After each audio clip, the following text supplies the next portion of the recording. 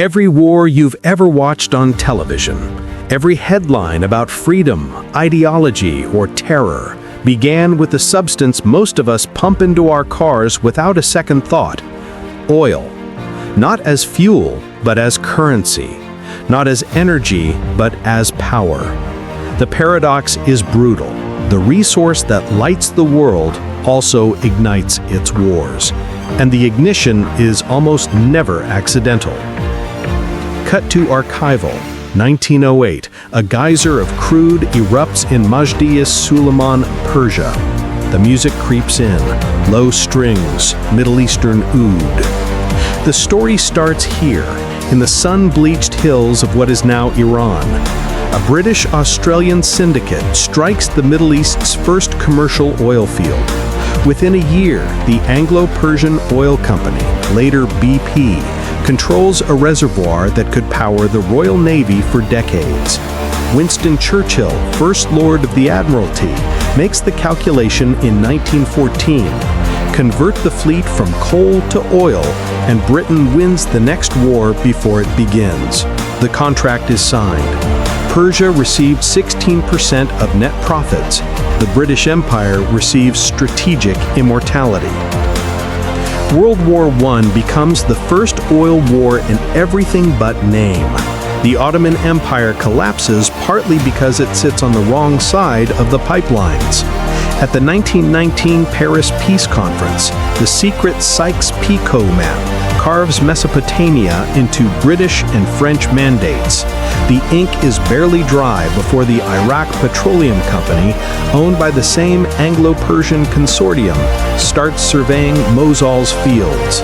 Local tribes revolt.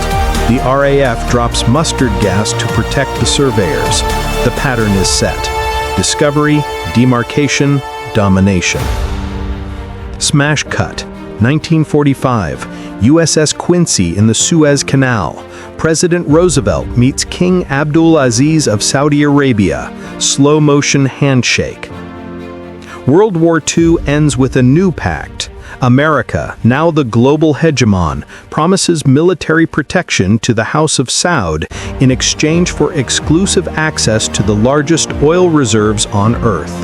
The deal is sealed on Valentine's Day, 1945. In return, Saudi Arabia agrees to price its crude in US dollars only. The petrodollar is born, quietly aboard a warship. From this moment, every nation that wants oil must first accumulate dollars. The US Treasury becomes the silent co-signer of every barrel sold. Archival, 1953. Tehran streets in flames. CIA orchestrated coup against Mossadegh. But control is fragile. In 1951, Iran's democratically elected Prime Minister Mohammad Mossadegh nationalizes Anglo-Persian's assets. Oil flow to Britain stops. Within 2 years, the CIA and MI6 engineer Operation Ajax. Mossadegh is arrested in his pajamas. The Shah is reinstalled. Iran's oil returns to Western majors, now with a 50-50 profit split that still leaves the country dependent. The message to producing nations is unambiguous: nationalize, and you will be nationalized out of power. By 1960, 5 countries, Iraq, Iran, Kuwait, Saudi Arabia, and Venezuela, form OPEC. Their stated goal is simple: stabilize prices. Their unspoken leverage is catastrophic. Together, they control 2/3 of world exports. The 1973 Yom Kippur War gives them the moment. Arab members embargo the United States and Netherlands for supporting Israel. Overnight, oil jumps from $3 to $12 a barrel. Gas lines snake around American city blocks. The Netherlands rations electricity. The global economy convulses. For the first time, the West feels what it's like to be on the wrong side of the spigot. The fallout is engineered into permanence. Paul Volcker crushes inflation with interest rates that strangle growth. Petrodollars flood back into U.S. banks, recycled into treasury bonds. Saudi Arabia buys American weapons, F-15s, AWACS, at prices that make Lockheed grin. The military-industrial complex discovers a virtuous circle. Sell arms for oil dollars. Protect the oil with the arms you just sold. The circle closes. Cut to 1990. Saddam Hussein's troops roll into Kuwait, night vision green. Saddam learns the rules the hard way. In 1980, he invades Iran with tacit Western backing, partly to secure the Shatt al-Arab waterway, partly to erase revolutionary Islamism. The Iran-Iraq war burns through 1 million lives and $200 billion, much of it borrowed from Kuwait and Saudi Arabia. By 1990, Iraq owes $14 billion to Kuwait alone. Saddam demands debt forgiveness and higher OPEC quotas. Kuwait refuses, then overproduces to crash prices. On August 2nd, Iraqi tanks cross the border. The invasion is framed as tyranny versus sovereignty. The subtext is simpler. No one defaults on petrodollar loans and keeps their oil fields.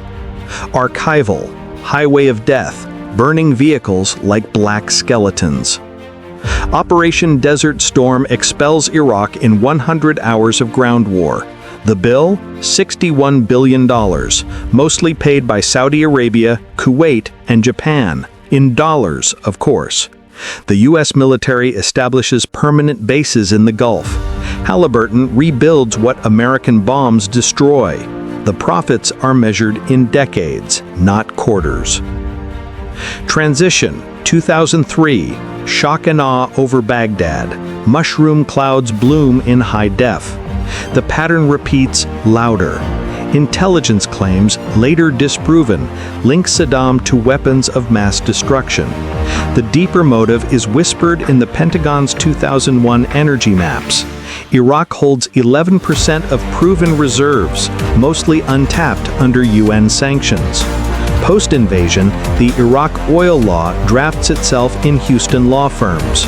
Production sharing agreements promise foreign majors 40-year locks on fields. The war costs America $2 trillion. By 2018, ExxonMobil, BP, and Shell control 30% of Iraq's output. The petrodollar system, briefly threatened by Saddam's euro-priced oil contracts, is restored. Today, 30% of the world's oil, 20 million barrels daily, passes through a 21-mile choke point. One limpet mine, one speedboat swarm, and insurance rates triple. In 2019, drones strike Saudi Aramco's Abqaiq plant. 14 drones shut down 5% of global supply. The Houthi rebels claim responsibility. The fingerprints lead to Tehran. Oil spikes 10% in hours. The message is the same as 1973, only cheaper to send. The buyers have changed. In 2000, OECD nations consumed 2/3 of Gulf exports. By 2025, Asia takes 70%. China's Belt and Road pipelines snake from Gwadar to Xinjiang. India signs 20-year deals with Saudi Arabia. Yet the security umbrella remains American. The U.S. Navy patrols sea lanes it no longer dominates as a customer. The arrangement is called overlift. America protects more oil than it burns, ensuring the dollar's reserve status long after its own shale boom. When producers step out of line, the system bites. Venezuela attempts to bypass dollars with crypto-backed petro tokens. Hyperinflation follows IMF exclusion. Russia, after annexing Crimea, sees SWIFT access curtailed. It pivots to yuan oil futures on the Shanghai Oil Exchange. Trading volume grows, but the yuan remains non-convertible outside China's orbit. Libya's Gaddafi proposes a gold-backed dinar for African oil trade. 6 months later, NATO enforces a no-fly zone. The central bank in Tripoli is the first building secured by rebels. Coincidence is a luxury historians cannot afford. The mechanism is elegant.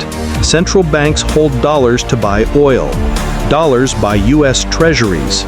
Treasuries fund deficits that pay for aircraft carriers that secure the oil. Break any link and the chain snaps. In 2022, Saudi Arabia quietly accepts yuan for 3% of its China sales. The White House response is swift. Congress drafts the NOPEC bill to sue OPEC for price fixing. The message lands. Riyadh pauses, the petrodollar wobbles but does not fall. The end game approaches. Peak demand forecasts cluster around 2035. Electric vehicles already outnumber gas cars in Norway.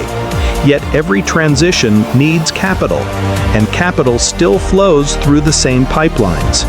The International Energy Agency calculates that even under net zero scenarios, $2 trillion of oil infrastructure must be built by 2050 to bridge the gap. Someone will finance it, but the flare is not eternal. Beneath the rhetoric of energy independence lies a quieter truth.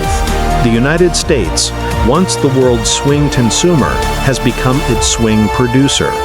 Horizontal drilling and hydraulic fracturing unlocked the Bakken, the Permian, the Eagle Ford.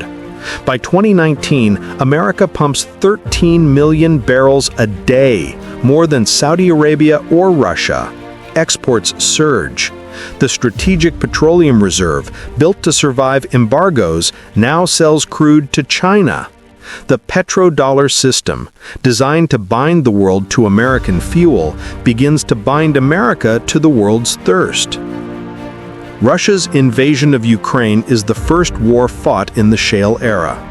Moscow expects to weaponize gas pipelines the way OPEC once weaponized tankers.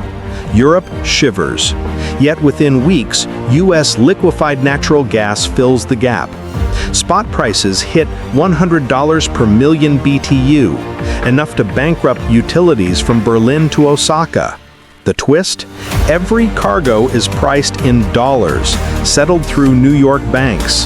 The invasion does not break the petrodollar, it stress tests it. The system bends, then snaps back stronger. The countermove gathers in silence. Russia and China launched the Power of Siberia pipeline in 2019. By 2025, it carries 38 million cubic meters of gas annually, paid in rubles and yuan.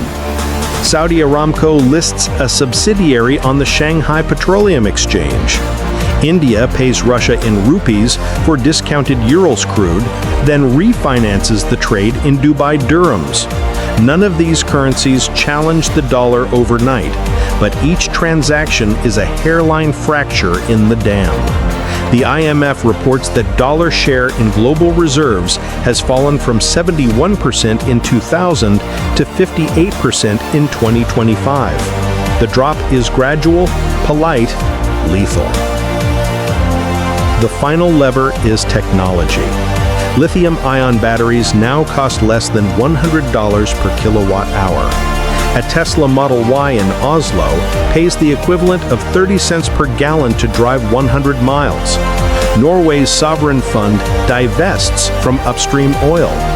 California bans new gas car sales by 2035. Yet every battery needs cobalt from Congo, lithium from the Atacama, and grid-scale storage that still leans on natural gas peaker plants. The IEA calculates that to electrify transport by 2050, the world must mine more copper in the next 25 years than in all of human history. The mines will be powered by diesel. The circle shrinks, but does not break. Security adapts. In 2024, a Houthi missile strikes a Marshall Islands-flagged tanker carrying Russian fuel oil to Singapore. Lloyd's of London declares the southern Red Sea a war risk zone. Insurance premiums leap fivefold. Ship owners reroute around the Cape of Good Hope, burning an extra 15% fuel per voyage. Carbon emissions rise. The attack cost the rebels a few $1,000s. It cost the global economy billions. Asymmetry is the new embargo. Africa watches from the sidelines, then steps onto the stage. Nigeria's Dangote refinery, $19 billion, majority owned by Africa's richest man, comes online in 2024. It processes 650,000 barrels daily, slashing Europe's need for Nigerian crude. Ghana, Senegal, Namibia discover offshore basins. Chinese drill ships arrive before Western majors can file environmental permits. The African Development Bank predicts that by 2040, intra-African refined product trade will triple. Dollars will still change hands, but the refineries and the jobs will stay home. The transition is not a switch, but a braid. Guyana, population 800,000, discovers 11 billion barrels in 2015. ExxonMobil develops the fields under production-sharing terms that leave the government 90% of profit after costs. GDP per capita soars from $4,000 to $25,000 in a decade. The money funds hospitals, not palaces. The catch? Every dollar of revenue is borrowed against future barrels. Default, and the fields revert to the lender. The ghost of Mossadegh hovers. Markets sense the endgame. In 2025, the front-month Brent contract trades in a narrow band, $70 to $85. Volatility is dead. Producers capex at $60 to stay cash flow positive. Consumers budget at $90 to justify renewables. The band is the new normal. High enough to fund Russian sanctions evasion, low enough to starve Venezuelan maintenance budgets. The price is not set in Vienna or Riyadh. It is negotiated in chat rooms between central bankers and hedge fund algos. Oil funded every war of the 20th century by promising scarcity tomorrow. It funds the peace of the 21st century by promising abundance today. Abundance of alternatives, of routes, of currencies. The flame no longer needs to burn forever. It only needs to burn long enough for the next system to ignite. The paradox evolves. The resource that once dictated history now negotiates its own exit. And history, as always, keeps the receipts. The last war over oil will be the one that ends it.